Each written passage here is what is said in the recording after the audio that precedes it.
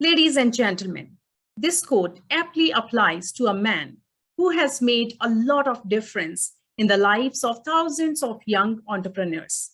And absolutely it is once a lifetime moment as we give the start to this summit through this magnetic personality, bringing to you the best in this session today. And on this note, I would like to invite our head of the department, Professor Sunita BK, presenting to you the renowned keynote speaker of the session. Over to Professor Sunita. Thank you, Dr. Shiva. Namaste to everyone present here. Success has nothing to do with what you gain in life or accomplish for yourself. It is what you do for others. This aptly describes Gary Stewart.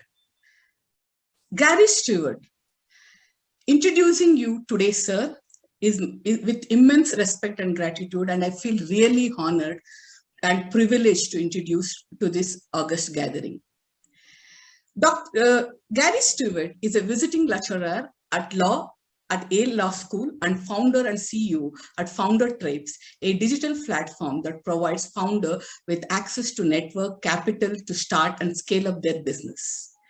He is also the governor of the University of East London and on the boards of UN Limited and the Impact Investing Institute. In his early legal career, involved clerking on DC Circuit Court of Appeals, and then focusing on cross-border mergers and acquisition in private practice in UK and Spain. With this immense experience, he leveraged this experience in entrepreneurship and educated a lot of young minds in Spain and in UK. He founded Goa Internet Services, acted as a managing director at IE Venture Lab. Dear audience, IE Venture Lab is a renowned institute for entrepreneurship in Spain. And while being an associate professor at IE Business School, IE Law School, and operated as a CEO at Vaira, Spain and UK, where he invested in the portfolio of 185 companies, now more than 1.5 billion worth. Dr. Varsha Agarwal, when she told all of us that Gary Stewart is going to be the keynote speaker. Sir, it was an immense pleasure to welcome you because it is not because of your high profile introduction, what I read out right now, but it was how we help the disadvantaged entrepreneurs. Today, when we talk about sustainability, it's not about putting money in businesses which is already loaded. It is about putting money and advising those businesses where nobody is going to look after. Sir, it is indeed a huge honor for Center for Management Studies, James Dean to be University, to host you on this platform. Thank you very much for agreeing to participate in our event. Thank you, sir. Well, first of all, thank you so much. I mean, these are some of the best introductions I've ever had. So this is really wonderful. And it's great to see so many people participating. So I'm going to share my presentation. Hopefully you guys are going to see it. Please let me know if for whatever reason you don't. Everyone can see that? Okay. Yeah. So I'm going to spend the next 40 minutes or so. Let me just look at my watch.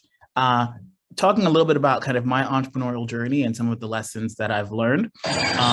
This was the last time I was actually in India. It was in 2019. So I remember the energy of the streets. We were there for the tech summit with the UK ambassador or high commissioner. That was really noisy, but I'll kind of then go to kind of a bit about what I want to talk about. Like I said, my story, then an overview of the global entrepreneurial ecosystem, look at some key data points, and there are a lot of kind of numbers there, so sorry in advance. A little bit about kind of what it means to democratize entrepreneurship globally, and then finally some of the lessons learned. So I think you guys have done a really good job of explaining kind of my background, but just in case, I was born in Jamaica, the island, immigrated to New York when I was a kid, went to a bunch of different schools, first in the Bronx High School of Science, one of the specialized schools in New York, then went to Yale College, where I guess I did pretty well academically, magna cum laude Phi Beta Kappa, and then on to Yale Law School. So 7 years in total in New Haven, Connecticut studying. And then I worked at a bunch of different law firms, as was mentioned, in New York, London, eventually in Spain. And then after about 5 years of being a lawyer, I decided I wanted to do something that I found a bit more interesting because I didn't find corporate law as interesting as I expected. So I set up my first business, which was an online real estate agency called Neroa, or GoInnet Internet Services. We eventually sold that to an Australian competitor, so we had an exit. And then during that time period, IE Business School reached out to me, and then eventually I started to work for a large telco called Telefonica. But just to give you a little bit of flavor as to the different organizations, IE Business School, I guess it's a kind of one of the top ranked business schools in the world. And so there they kind of brought me in because they wanted to make entrepreneurship more relevant, because they were seeing that there were loads of students that kind of wanted to be entrepreneurs, and they kind of really wanted someone who had been there and done it to kind of be one of the guiding forces. So they gave me a pretty large remit to kind of help them to revise the curriculum, as well as to kind of make entrepreneurship more relevant to the students. And even from the students in this picture, lots of them, this was back in 2010, a lot of them are still entrepreneurs today. So I think that was pretty cool. And then more recently, as was mentioned, I was invited back to my law school, Yale Law School, to teach entrepreneurship, because what we're seeing in the US is that everyone is trying to get into entrepreneurship. So before, everyone thought that the best careers were basically becoming a lawyer or a doctor, but now Yale Law School, which is #1 in the country, or Yale Medical School, both of them are thinking about how you can kind of incorporate notions of entrepreneurship into kind of more traditional professions, right? Because people don't think about it, but lawyers and doctors are also business people. A lawyer needs to be able to run a law firm to figure out how to manage accounts. Doctors have to do the same. It's not simply about operating and going into court. It's also about figuring out how to acquire customers, how to keep them, how to monetize them, how to hire the right teams, et cetera, et cetera. So the person on the right is a guy named, well, with me in the picture on the right, is a guy named Joseph Tsai. Joe went to Yale undergraduate as well as Yale Law School. He's also now the co-founder of Alibaba. So he's donated a quite sizable amount of money to the law school and to the university more generally to try and get the university to prepare students to become more entrepreneurial, like him, right? Like you can kind of go into university and not know what it is that you want to do, and then turns out you become a billionaire because you kind of started a company that is really, really relevant. So that's where he's putting his money where his mouth is. And I was the inaugural professor to kind of kick off that leadership program that he is paying for. But going back a little bit, something that I think the Vice Chancellor mentioned as well, I was really surprised when I was in Spain that, I got a call one day from the guy that would eventually become the CEO of Telefonica globally, asking me if I would help Telefonica to set up kind of an innovation hub within the company, right? And so I didn't really understand at the time what Telefonica was interested in, because it's a company that has about 50 billion euros a year in revenue, at least this is when I left, had about like 300 million customers, 120,000 employees approximately, the 5th biggest telco in the world. But what they were seeing is that they were losing market share, and like investors weren't as interested in them, right? And it was because of this. This was a presentation I gave back in 2018, but the numbers would only have accelerated since then, which is that Apple is now a $3 trillion company by itself. But back then it was an $861 billion company in 2017. And the large telcos and the large, let's call them more traditional companies, we're seeing even back then that Google and Facebook and Apple, that they were writing the way that the world would kind of operate, right? They were going to become the default destination sites, and everything we did would kind of have to be intermediated by them. So the reason that Telefonica hired me was essentially to try and figure out how do we see if a kind of larger company can start to think more entrepreneurially. So again, this goes back to what the Vice Chancellor says, which is that even if you belong or work within a large company, a lot of times now they are trying to figure out how they can think more like entrepreneurs themselves, because if not, then these entrepreneurial companies will eventually end up kind of dominating them. And dominating them means essentially killing them. So you can see the example of Blockbuster in the US or Netflix. There was a time when we all went to movie theaters. Now, for the most part, we're all streaming them. There was a time where we all bought stuff kind of offline. Now there are solutions like Alibaba and Amazon, and these are the companies that are kind of redefining the way that we live our lives. And this is only the beginning, I think, of this larger boom. And so as part of Wyra, I got to kind of meet lots of really interesting people. And again, it was kind of great to see how there was a huge cross section of people, whether you're talking about royalty like Prince Charles and the Queen, or prime ministers and presidents like Joe Biden and Boris Johnson, or celebrities like David Beckham and will.i.am, all of them were interested in entrepreneurship. And so because I was, I guess, in the right place at the right time, I got to meet lots of interesting people and understand really that this conversation about entrepreneurship is not something that's limited to, conferences like this. It's being had at the very highest levels of society as everyone is trying to figure out where are the jobs of the future going to come from, where are the technologies or the kind of practices of the future going to come from. It's going to come from clever people like you guys on the phone, not from the people who are in the pictures who may be kind of very glamorous today, but it's going to come from some clever person who's probably relatively young, who sees a problem and a solution that other people simply can't see. And this is the reason that everyone, I think, is so interested and invested in supporting entrepreneurs. And so when I was at Wayra as well, what we started to see is, loads of different organizations started to reach out to us and say, well, hey, we see what Telefonica is doing, and it seems like you guys are doing it okay. How do we get into the game? And again, going back to something that the Vice Chancellor said, we saw that there were lots of big corporates that were coming to us and saying, we face the same exact challenge that Telefonica faces. We're worried that the Googles and the Facebooks and the Amazons of the world are going to completely make us irrelevant, and we need to figure out how to become relevant within this digital space.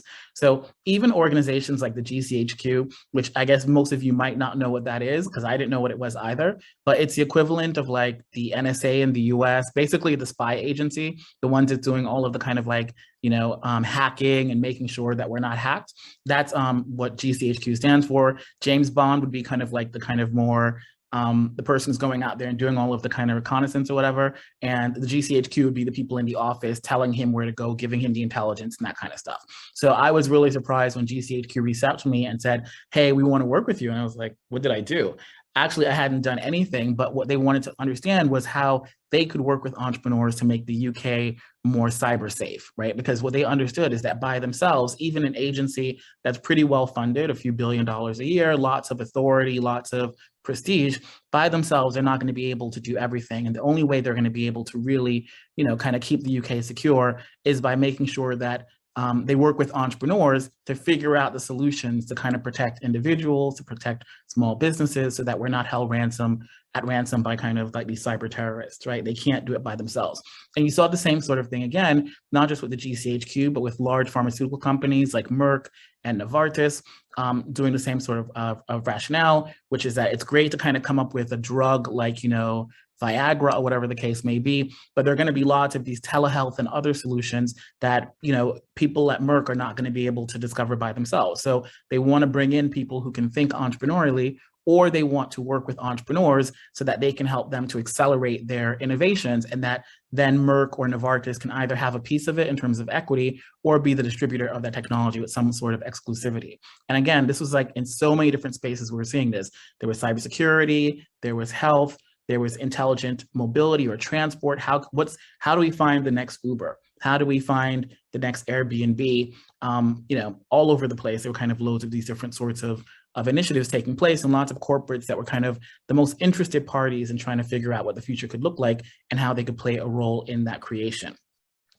But I think, as we were doing all of this and I got to meet like a lot of really interesting people and take a lot of really cool selfies, I started to think, why are we doing this in this kind of offline way? And I think this, again, goes back to one of the points that the Vice Chancellor made, which is it's wonderful to help a few hundred startups, but there are billions, well, more like hundreds of millions of startups out there. And if we continue to do it in what I call the Downton Abbey way, which is face-to-face, kind of like we did in schools back in the 18th and 19th century, then we're not ever really going to be able to address the problem at scale, right? In the same way that, we now have all of these great solutions like Amazon and Alibaba that help us to find exactly what we're looking for when we want to look for it. And it's able to do it across the world and serve millions or billions of people. Is there a way for us to offer a kind of much more robust solution to a critical mass of entrepreneurs and not simply to kind of a few, right?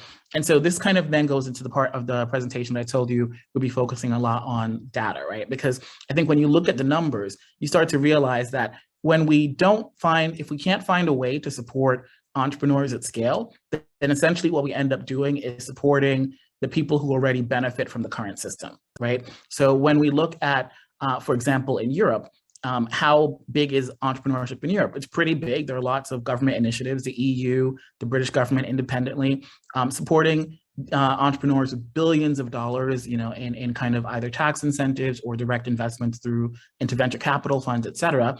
And you'll see that the UK is by far the biggest market within all of Europe, right? It's bigger than Germany and France combined in terms of the amount of money that's invested. And then you see that after you look at the top 5 to 6 kind of countries, the vast majority of them have no real role to play, even countries like Italy, or Finland, Poland, Austria, Russia, relatively small participations in terms of the amount of money, the amount of capital that's actually going into investing into their startups. It turns out that where you're located actually determines a lot of how much opportunity you're actually going to be given, right?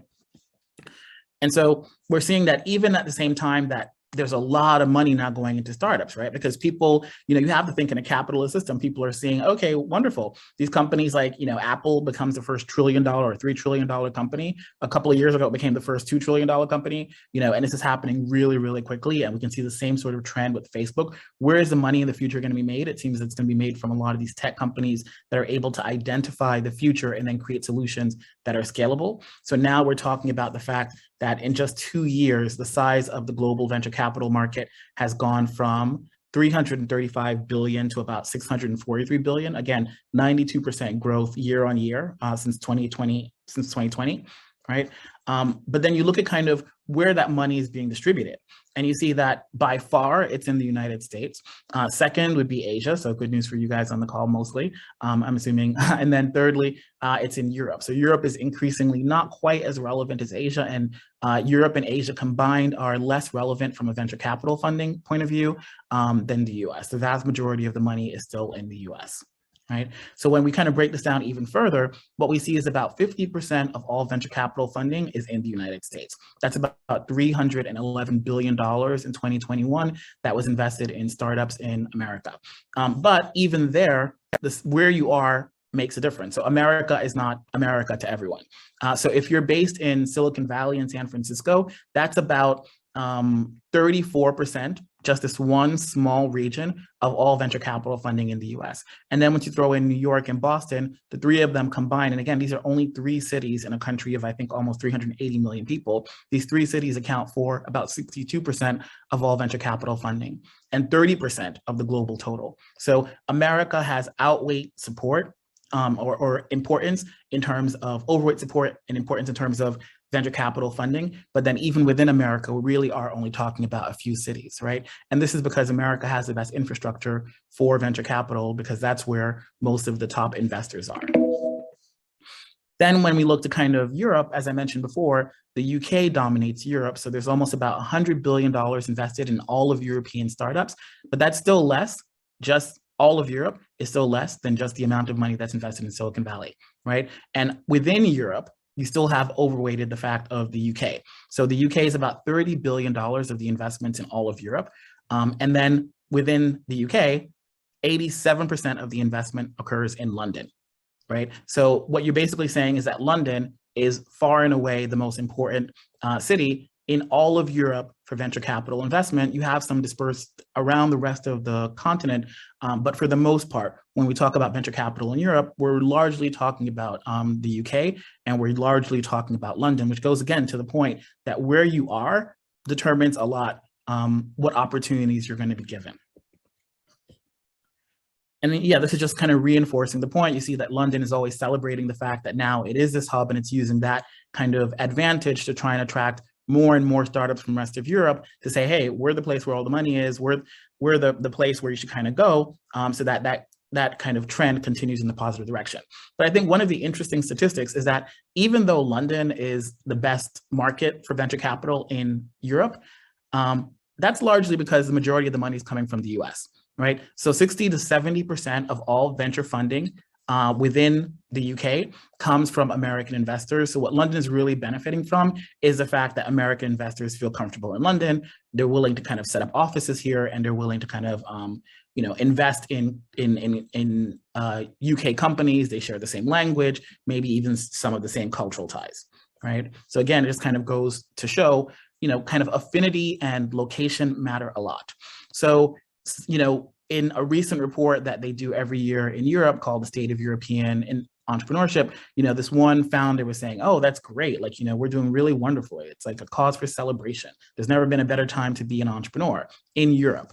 And I would say that's not entirely true, because even though the numbers are really impressive, not everyone is invited to the party. So when we kind of look at it a little bit more deeply, what we see, for example, and I saw that there are lots of females or women on the call, female founders get dramatically less funding than everybody else, right? So, and the number is actually going down. So in 2020, female founders got about 2.4% of venture capital funding. So women are about 51% of the population, but they got about 2.4% of the funding. And that number actually went down in 2021 to 1.1%. So it's like less than half of what it was only a year earlier, even though we have all of these conversations about Me Too and women's rights and all that kind of stuff. When it comes to putting your money where your mouth is, it's not really going to female founders.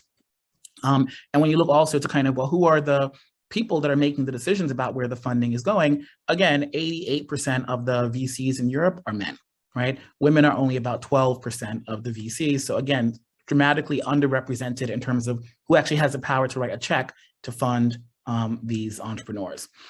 And then you also see that if you aren't kind of like, and this is something I've found really interesting about living in the UK, I didn't quite appreciate it before, but if you didn't go to Oxbridge, which is basically Oxford or Cambridge, then in a lot of ways, you're kind of shut out of the system, right? Like the goodies are basically set up for the people who've historically been the beneficiaries of the system, right? So going to Oxford and Cambridge kind of writes your check. Even having gone to Yale, apparently, is not considered prestigious enough, or at least you don't belong to the right networks. Lineage matters a lot in the UK. Like who your family is matters tremendously. And who your family is a lot of times determines what schools you're going to go to, because your parents can pay the $50,000 or whatever $1,000 it costs to go to the private schools, then get you into the best schools. So the system has been set up to kind of support certain people and not other people. And disproportionately, this means that ethnic minorities are locked out of the system as well. There are some ethnic minorities who've gone to these schools, and you'll see that usually they're the ones that are kind of up to become the next chancellor of the UK or in the cabinet, things like that. They're the friends of the people who historically have had these sorts of benefits. But it's not, if you don't come from those sorts of backgrounds, it becomes a lot more difficult, even though it's not impossible, it just becomes a lot more difficult, right? So when you look at kind of who gets funded in Europe, 92% of all founders are white. Overrepresented, we have Middle Eastern and South Asian men. So it is the case that there are some pockets of ethnic minorities that do have some benefit, but again, it would be mostly men and not women. And I would question like which backgrounds these folks came from, whether or not they really kind of made it up from nothing, or if they already started with certain advantages in terms of then being able to kind of benefit in the British system. And in the US, it's not to say that it's much better, right? So again, we've already spoken about the fact that 50% of all VC funding goes to about 6 cities, mostly in the US and China. In Bangalore is up there as well, so congrats for that. And this is kind of the inverse of the fact that over the next 70 years or so, the majority of population growth is not going to happen in any of these countries, any of these cities, right? So population growth is going to happen in places where people tend to be Black and brown, but the funding is not going to those locations.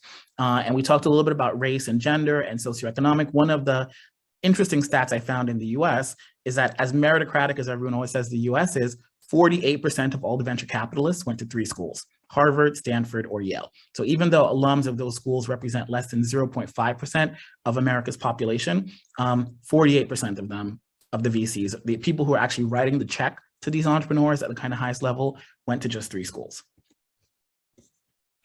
And again, it's the case that Asian men tend to be well represented in the US, both at the venture capital level. So we'll see in the next slide that I think it's something like Asians represent about 5.7% of the US population, but Asian men represent about 20% of the VCs and about 18% of the founders in the US. So Asian men tend to do very well in the US, but that's also because, Asian men and women, but more so men, tend to do really well at US schools as well. So there is, again, that connectivity that we're probably talking about people who went to Harvard, Stanford, Yale, et cetera, that are then kind of being overrepresented when it comes to venture capital because they're the ones with the right connections, right? So then when we look at kind of Asia, because I talked a lot about kind of Europe and the US, what do we see, at least in terms of the funding perspective? So what we see is that China is the biggest market in Asia with $60 to $80 billion in VC funding. So again, just to kind of benchmark it, that means that China is less, it's about kind of, it's smaller than Silicon Valley, which was 105 billion, and it's a little bit bigger than the investment going to New York. India is now the third most important country for VC funding after the US and China, with about 38 to 45 billion, because the numbers differ depending on the source, being invested in 2021, which puts it somewhere between Boston and New York, right? The Indian tech venture capital sector grew by 3 times, from 14.9 billion in 2020 to about 38 to 45 billion in 2021. So that's great news. And within the Indian ecosystem, we see the same trend that we've seen in other locations, which is that the vast majority of, or at least an oversized representation of the investment goes to one city. In the case of Bangalore, it's 42% of venture capital funding goes to Bangalore relative to the rest of the country. So just a quick review then of, like, because I've thrown out a lot of numbers, what we've seen is that there are certain locations where there are a relatively small number of people, but it has overweight representation in terms of who gets funded, right? So Silicon Valley, 0.05% of the world's population, about 4 million people, 16.3% of all VC funding. New York, about 1% of the world's population, 8.6% of funding. London, about 0.1% of the world's population. That's probably wrong. It should be 1% of the world's population, 4% of VC funding. And Bangalore, not that much smaller than London and not that much less in terms of the funding either. So that's good news. It shows that actually Bangalore is up and coming. It's, you know, probably going to overtake London, I would guess, at some point. And this takes me to this slide that I started out with, because people must have been like, why did he choose these slides? Well, this is actually an entrepreneur that we invested in while I was at Wire. His name is Chitrish. And I reached out to him this morning when I kind of was preparing the presentation. I was like, okay, well, tell me what your lessons learned were, because he is from India, born and raised, then went to Scotland to study, created a startup in his entrepreneurship class there with one of his best friends. He was the CEO. Eventually what happened is at least in my telling, and he may have a different one, the European investors preferred the French guy to be the CEO. Chitrish then left and then went back to India. And you know, I didn't really know what was going on with him. He told me, okay, well, I'm just going to start up a new company. You know, the company in Europe continued. It had raised, you know, a few $1 million, was considered a success case. But then Chitrish went back to India, and then all of a sudden it must have been last Friday, I opened up my Facebook and I see this, that he started a new company, and that company's raised $82 million, and it's helping workers to get faster access to wages. So, you know, he raised money in the UK for whatever reason, and I asked him this directly, you know, the investors kind of preferred his co-founder to him, again, probably because it was a kind of, you know, there must have been a number of different reasons, but probably the cultural affinities were among them. And then eventually it just goes back to India and raises a lot more money and is a lot more successful. And I think I asked him, like, well, what are the lessons here that you think you would want to share? He said, well, first, that because he'd already done a startup before, he knew what mistakes not to avoid. So just kind of knowing the game and how it's played allowed him to execute more quickly. And then one of the things he also realized is that, you know, it's better to underpromise and overdeliver. So a lot of founders, like myself included, you kind of believe the hype and you want to tell a really big story. But he said, actually better to underpromise and overdeliver. People will appreciate you more. Go after a really big market, because that's what excites investors the most. And then get some traction with those early investors. Get some numbers that show some sort of validation. And then the last bit is kind of what I hinted at before. You know, as I put it to him, the grass is not always greener. Sometimes it may look like going to, you know, the US or to another market means that you're going to be more successful. In Chitrish's case, it was the complete opposite. Going to the other market meant that he learned some important life lessons that he can then take back home and build a much bigger business, much more successfully, and, you know, feel the love from people who don't view you as a foreigner. And I think, as I think myself about going back to the US, you know, leaving London or Europe after 20 years to go to the US, it's largely for that. You start to realize that it's nice to have people who are rooting for you to succeed and not people who see you as, you know, kind of alien or foreigner in their market. But regardless of where you are or who you are, getting funded is always tough. When we look at the numbers in the US, only 0.05% of companies get funded. So getting venture funding, that is really, really difficult. The other traditional routes would be getting a loan or whatever the case may be. Again, there are only about 34 to 40,000 companies that get funded globally in terms of this venture angel game, even though there are more than 580 million companies as of 2017. That kind of we can call entrepreneurs or startups. And again, 50 to 60% of all funding happens in only 10 cities. So the question I started to ask myself, and this kind of leads to the last part of the chat, is what happens if you don't live in one of these top 10 cities, or if you belong to a group that's underrepresented, or if you didn't go to the right school, or come from the right background, or if you're not creating a hot tech startup, like what do you do, right? And I think this kind of goes to a phrase that I heard from a woman called Leila Jana, who she said, talent is distributed evenly, but opportunity is not. And so what I then said to myself is, doing what I was doing, investing in startups and helping them to become rich, and helping Telefonica become rich was great, but I kind of wanted to work on a model that was scalable and inclusive, right? Like a model for 2022, that would change the world. That's what I really wanted to do. And also make a lot of money, because I don't actually think that you have to choose between changing the world and make a lot of money. I think sometimes if you solve a problem for a large community that is relatively ignored by the elites that control everything, you can also make a lot of money, right? So I think if I just think about, like in the case of LVMH or Louis Vuitton, they worked with Rihanna to kind of create a makeup line that was focusing specifically on women of color, because L'Oreal and those other brands, Estee Lauder, were not really catering to that community. Rihanna's now a billionaire. I think she's worth about $3 billion because she gets 15% of all sales or whatever the contract is. But the bottom line is she focused on a community, and this is not even a tech product per se, focused on a community that was underserved. And it's, the people love it because finally there's something made for them, but at the same time, she can make a lot of money. What we're trying to do is to create an end-to-end inclusive, scalable platform that empowers founders by matching them to educational networks as well as funding networks. And the insight here is, there's no reason that we have to treat entrepreneurship different from any other discipline.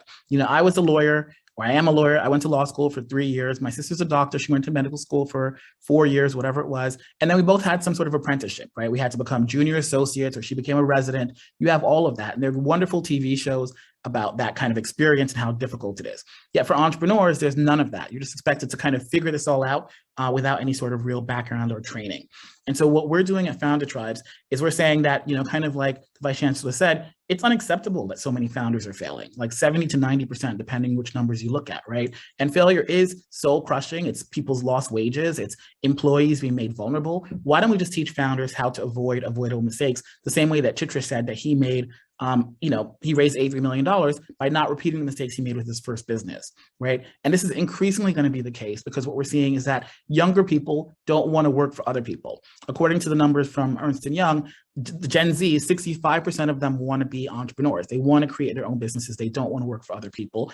And so this is what we do. We think of it kind of like Tinder or a dating app, the same way that dating apps these days allow people to match kind of dynamically and all the time with new people that are coming in that they might not be able to see for themselves or have within their network. We can do the same thing for founders. So initially we said we were like a dating app, but just for founders. All of the different parties that can be relevant to them, once you map them into an ecosystem and you have profiles for them, it becomes a lot easier to then match two people, and also to weaponize affinity, which is what we're saying in this slide, which is, if I know enough about you, I say, okay, well, Gary is a Black guy who went to Yale and grew up in the Bronx, then you can kind of figure out, well, who else kind of within the network maps into that? Because once you have something in common with another person, it's much more likely that you'll want to work together. So Harvard Business Review had a case study, and these are some of the numbers that they threw out. If you went to the same university as someone else, you're 34.4% more likely to want to work with them. And if it also turns out you belong to the same race or ethnicity, that increases it by another 39.2%.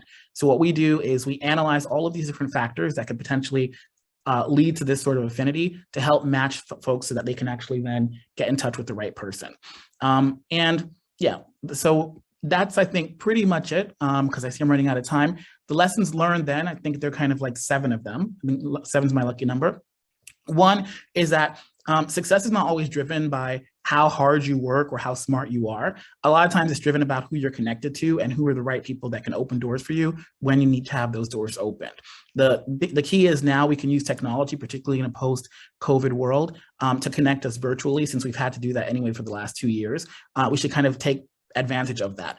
What makes Silicon Valley is not that everyone there is smarter than everyone else. It's simply that they're better connected. And they're willing to help each other. And we're trying to create that same sort of a feeling via an app.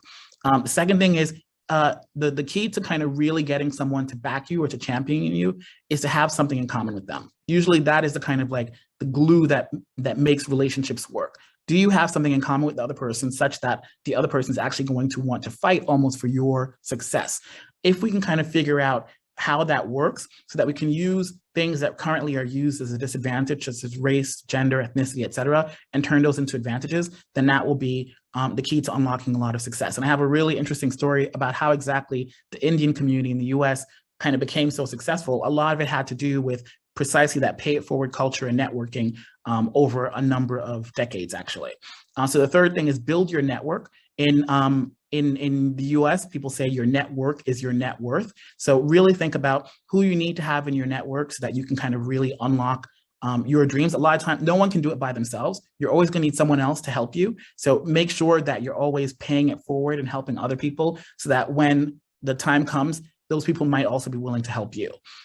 If you start a business, know and hit your KPIs. So know what your metrics are or kind of like what success looks like. And when you're telling it to other people who may be your investors, your family, whomever, your employees, try to underpromise and overdeliver.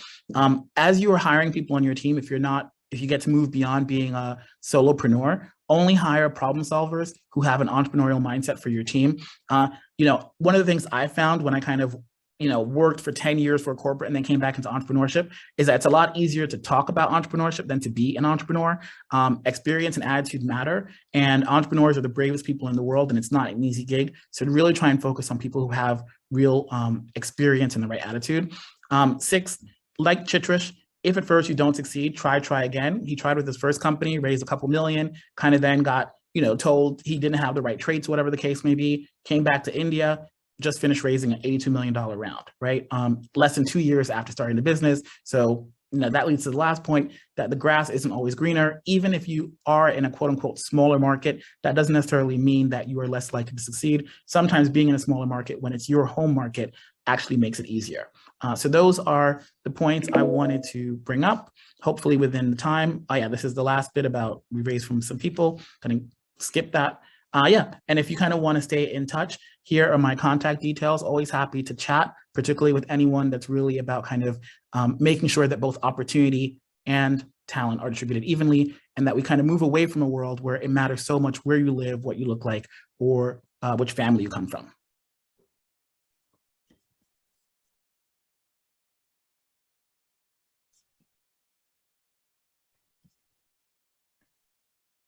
I don't know, I was told there might be questions, so if there are, great. Yeah, thank you, Gary. Thank you so much for that profounding talk. We'll take a few questions from the audience, if you don't mind. Sure. Yeah. Sanya Khan asks, what inspired you to develop this idea? And what is the biggest factor that helped you to be successful? Yeah, so the biggest factor that helped me create the idea was kind of running an accelerator and having kind of the capacity to be able to write checks, and just seeing that there were so many people who were being locked out of the system. So we would invest in, like, let's say 10 companies a year, but we would receive like thousands of applications. And then over time as well, you also see that there are loads of applications that or founders that you didn't invest in that then come on to be really great successes. So it's not the case that investors have some sort of unique insight. I would say that's the other thing I would say. 95% of venture capitalists out there, if you ever go down that route, don't actually deliver on their promises either.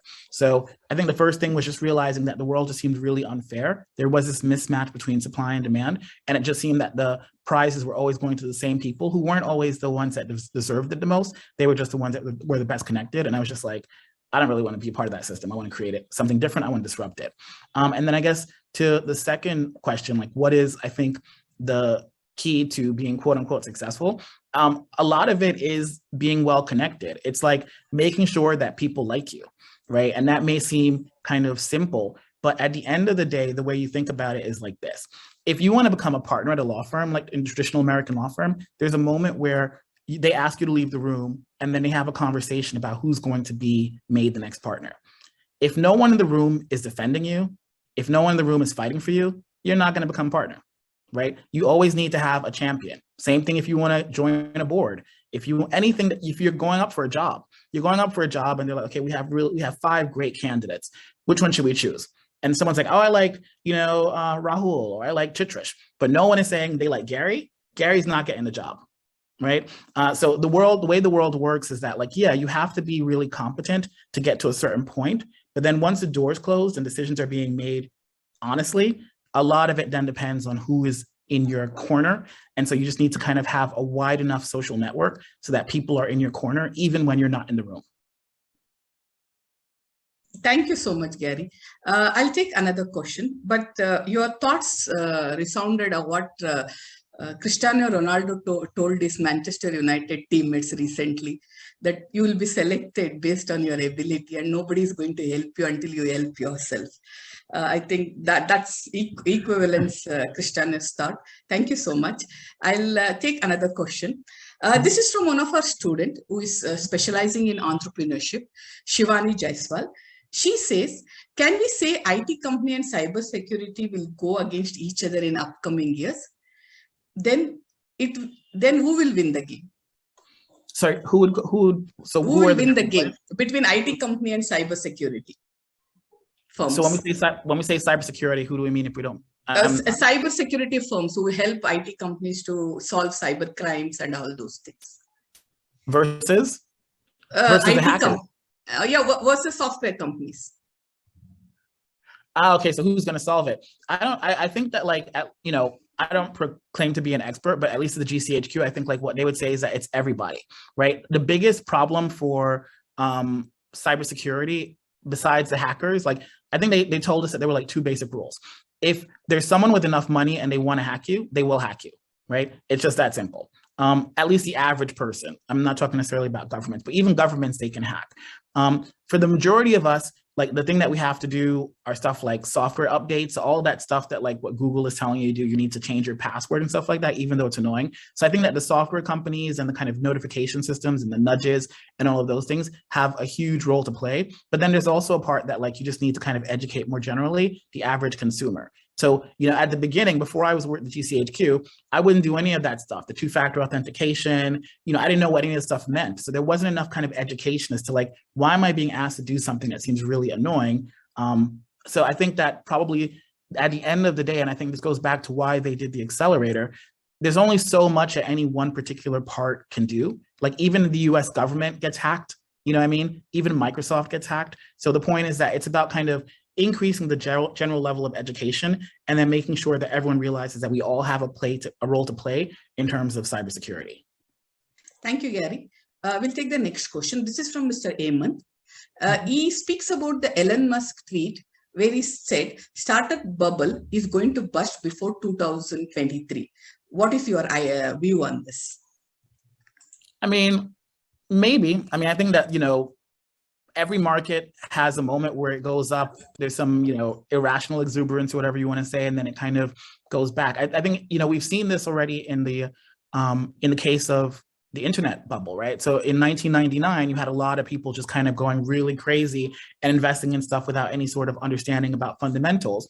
And then you had in the early 2000s, a burst of the bubble. And then you had, all of the investors kind of retreated and people said the internet is dead. But it was precisely in that moment that you started to see really the rise of, like, the Googles and the Facebooks, and Amazon was around here at the same time. So I think that, what happens when the bubble bursts is that a lot of the companies that are kind of like deserving of a lack of success, I'm going to call it, they will start to be weeded out. Maybe you can think of it in kind of slightly Darwinistic terms. So they will be kind of survival of the fittest. They will not survive. But then the companies that are really designed to survive, that really should survive, will do even better, right? One, it means you have less competition, so that's always really, really useful. And the second thing is, people say, if you can survive under adverse situations, then once the market kind of gets back, it should be even easier. Thank you. I think there's one very nice question by Mary Jules How important is it for aspiring entrepreneurs to trust someone else with their idea? Is it okay to discuss their concept with complete strangers? Absolutely. Like, there is no new idea in the world. Like, I think the thing about it is that, like, particularly when it comes to technology is just like the application of a new, thought process or whatever you want to call it to an old problem, So like, I think someone quoted Henry Ford. I mean, we used to there was transportation before. It was just like, this is a new form of transportation. Then you had airplanes, then you had high-speed trains. Hopefully someday we'll have teleportation. That's what I'm really hoping for. But like, the point is the basic human problem is the same one, right? Like, I need to get from A to B. And so I think that like the solutions may be improvements of what already existed, but these are always kind of like hypotheses. The only way to kind of really test an hypothesis is in real world conditions, and you can't do that in your own little secret, bubble. So I think that like when we go to founder tribes, it's actually the second iteration of my idea of how to solve this particular problem. But the only way I was able to reach the second version, and there'll be a third and a fourth and a fifth iteration, was by talking to people. And then some people you'll be like, okay, I don't actually buy what you're saying. I'm not going to listen to you. But then some people will come and give you, especially the people who really know what they're talking about or are experts in the domain. And they'll be like, you haven't thought about this. Have you seen this competitor? Oh, I just saw a company that's doing this and they're doing it slightly differently from you. Have you thought about this? And then you'll be like, no, I haven't thought about it because I'm only one person. I can't think about everything. But thank you so much for giving me this information so that I can collect loads of information from loads of different people and keep improving my product over and over again. So every single day, every single week, we're iterating on the product, but it's not because we have some unique insight. It's because people are giving us feedback, which then I guess leads to the second main difference between kind of the pre-1999 or the internet bubble and the second generation of kind of startups, which was that it's all about customer validation. So there were loads of startups in the first batch that said in the 1990s, I'm going to say, that basically said, it's my idea, and as long as I have enough money, I can turn it into something great. I think what people learned in the second one was talk to your customers, talk to as many people as possible, get as much feedback as possible, and then create a product that they want, not a product that you think they need to get, right? So I think that's a huge difference. Like, you create products that people love, not products that you love. Okay. Thank you so much. Before I ask the next question, we from Center for Management Studies, Jain deemed to be university, acknowledge the presence of our esteemed registrar, Dr. NVH Krishnan. Thank you, sir. Thank you for joining us for our International Entrepreneurship Summit. Thank you so much. Gary, I have one personal question to you, talking on what we are discussing. Gary, how important it is that as you are helping the disadvantaged entrepreneur, how important is for you to identify them, those who you are going to support, and how important it's for you to continue to support them? Do you think there will be a pause from your community that, okay, I don't want to support this entrepreneur because somewhere down the line is not worth supporting? Do you ever felt that for any businesses you have supported? That you think like, I don't want to continue supporting this particular entrepreneur?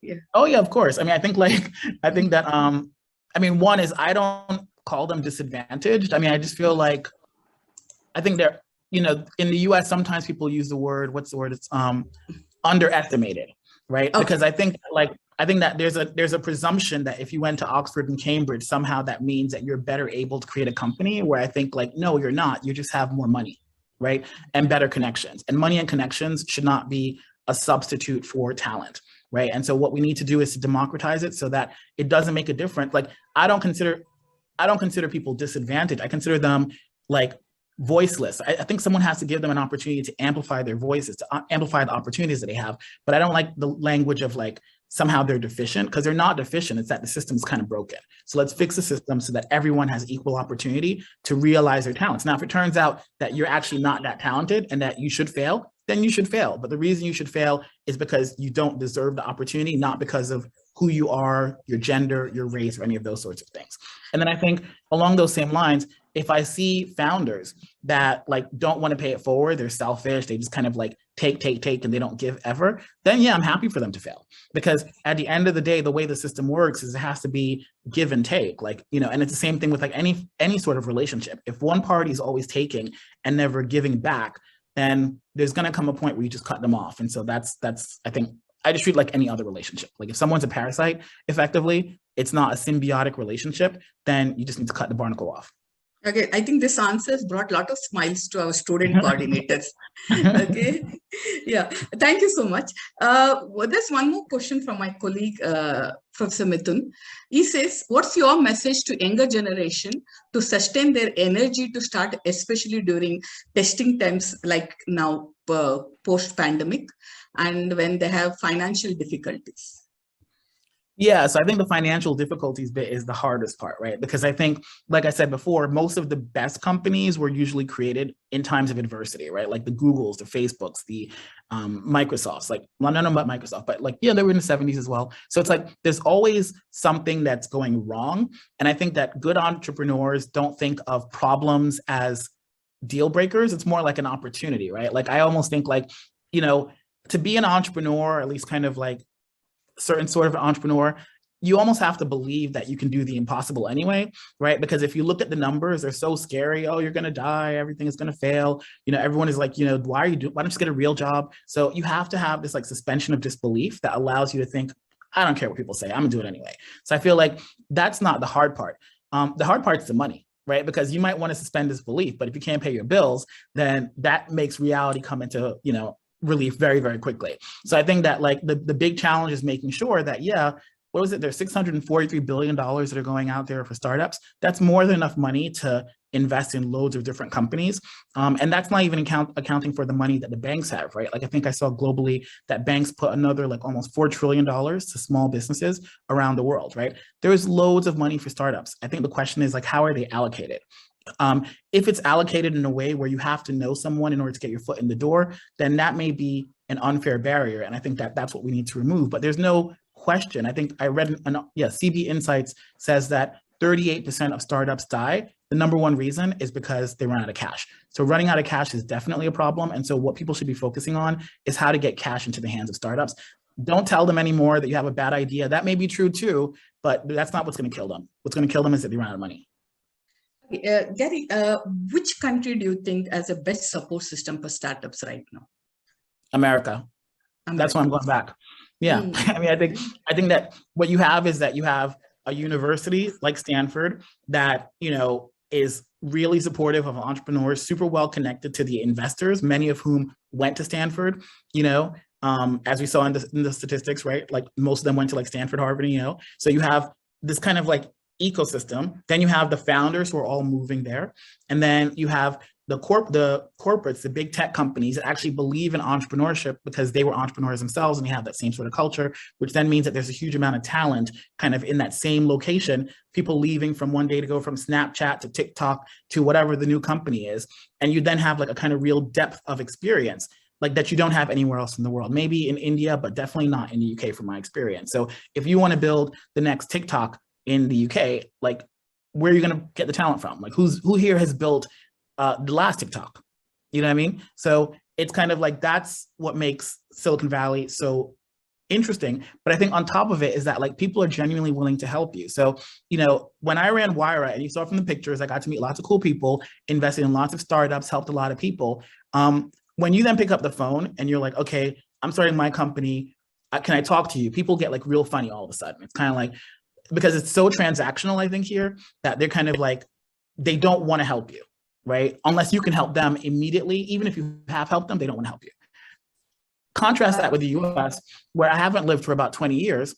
And I just went back to teach at Yale. And I just reached out to people and they were all like, okay, you have half an hour of my time, you have an hour of my time. And they're really trying to help you. They're like, okay, have you thought about this? Okay, I'll put you in touch with that person. I think that pay it forward culture, and Americans describe it this way. They're like, you never know if that person you're talking to is going to be your boss someday. So you might as well be happy because you know that someone can come from nothing and become something tomorrow. So he might look like Mark Zuckerberg today, this little punk kid with a t-shirt, and tomorrow he's running Facebook, or Larry Page and Sergey Brin, they look like these random nerds. And tomorrow they're running Google, or Elon Musk, this random person from South Africa. Then all of a sudden he's the richest man in the world. So you're always like trying to keep the door open and not be a complete a-hole, right? But I think that like in other cultures, that pay it forward culture isn't there. People are like very hierarchical and transactional. And I think that that then means that if you're not willing to help me and we're not helping each other, then we're not going to ever succeed, which I think kind of goes to what I was saying at the end of the chat about Indians. You know, when I went to the US, I was kind of in San Francisco, and I was with this guy named Steve Blank, who's a big name in Silicon Valley. And I said to him, you know, do you think the Brits are successful here? And which group do you think is really successful? He's like, the Indians. It's like, why? He's like, they've been having conferences every year for like the last 20 or 30 years, and everyone helps each other. And I'm like, I think that sort of glue then explains why you have people, you know, running Apple, so starting at Apple, like Microsoft or Google or whatever, who have Indian descent. It's because those people are standing on the shoulders of the people who came before them, who were networking and laying the groundwork so that like now the Indian community can represent itself well in the US at the very highest level, at the very highest tech companies.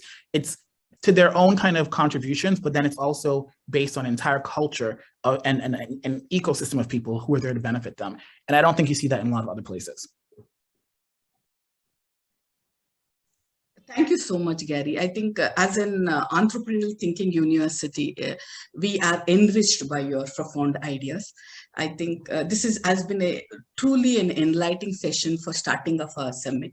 I think the entire audience and the panelists will agree on this particular matter. I will do the formal, thanking for you. I convey my heartfelt gratitude to you for accepting our invitation and giving us your valuable time and consideration in spite of your busy schedule. It's an absolute privilege and honor to listen to you for this session. Our special thanks also goes to our summit advisor, Dr. Rogers M. Smith, Christopher Brown, distinguished professor at the University of Pennsylvania, USA, who has been instrumental in making this event worthwhile. Thank you, Gary. On a personal note, rather than this formal invite, it was immense. I think my colleague Mithun Kumar, who is attending this event, we both teach finance for entrepreneurship. For us, it was a masterclass session. And I think from the bottom of my heart, thank you so much, because it was indeed for Center for Management Studies, Jane deemed to be university. It's an absolute honor, sir, to host you and wishing you to see many more times on our platform. Thank you so much, sir. Thank you so much as well. And everyone else, if you want to add me on LinkedIn, please do. I'd love to stay in touch. Thank you so much. Yes. Thank you.